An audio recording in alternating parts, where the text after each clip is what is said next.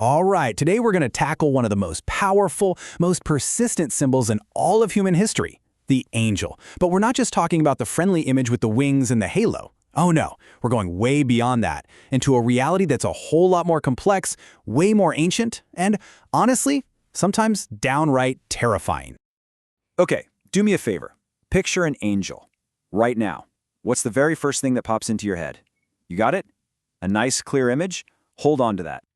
I'm willing to bet it's something kind of like this, right? A calm, winged figure, maybe with a halo, just radiating peace and goodness. It's the image we all know. It's our cultural shorthand for angel, something you see everywhere in art, in movies. It feels comforting, it's familiar. But here's the big question. Is it even close to the real story?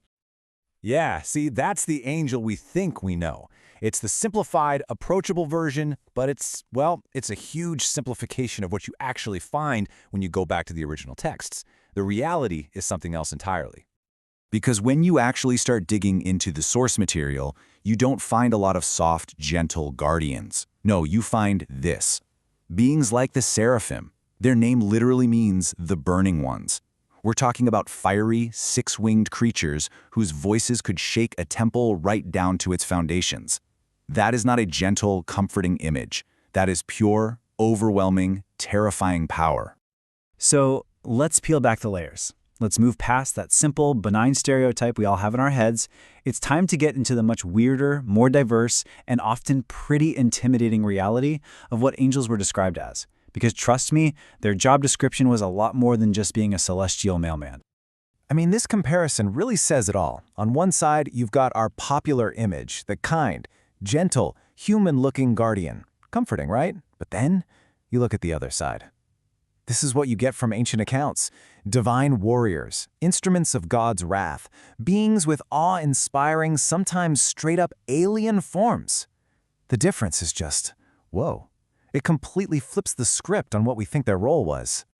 And their list of responsibilities, it just drives the point home. Sure, messenger's on the list, it's number one, but look at everything else. We're talking cosmic forces, architects of reality, spiritual guides, yes, but also divine executors of judgment. I mean, think about the destroying angel from the story of the plagues in Egypt. That's not a gentle protector. The key thing to get here is that their job was cosmic in scale, and a lot of the time it was flat out terrifying. So, where did this whole idea of a divine go-between even come from? Well, it turns out it's not new at all. In fact, it's an incredibly ancient, almost universal idea.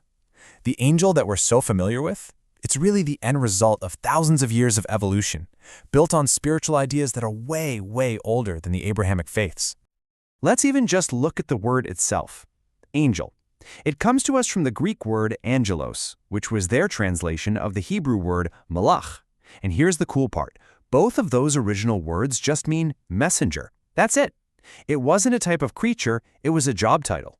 It's only over a long, long time that this job description kind of morphed into a whole class of being. And you can see that evolution play out right here. I mean, go way back to ancient Mesopotamia, you find these winged protective guardians. Hop over to ancient Egypt, you've got gods like Thoth acting as the divine messenger. But the real game changer seems to be Zoroastrianism. That's where you start to see this really clear celestial hierarchy take shape. And that idea would have a huge influence on how the Abrahamic faiths later organized their own angelology. So, you see, this idea didn't just appear out of nowhere, it evolved.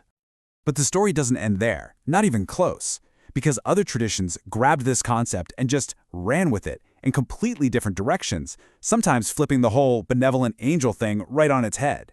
And this, my friends, is where things get really wild. Just take a look at how radically different these interpretations are. You've got the Gnostics, who believe that powerful beings ruling our world, the archons, weren't helpers at all. They were cosmic jailers, keeping our souls trapped in this physical world. Whoa! Then you have Kabbalah, where angels aren't so much beings as they are living emanations of God's attributes, like they're part of the very fabric of reality.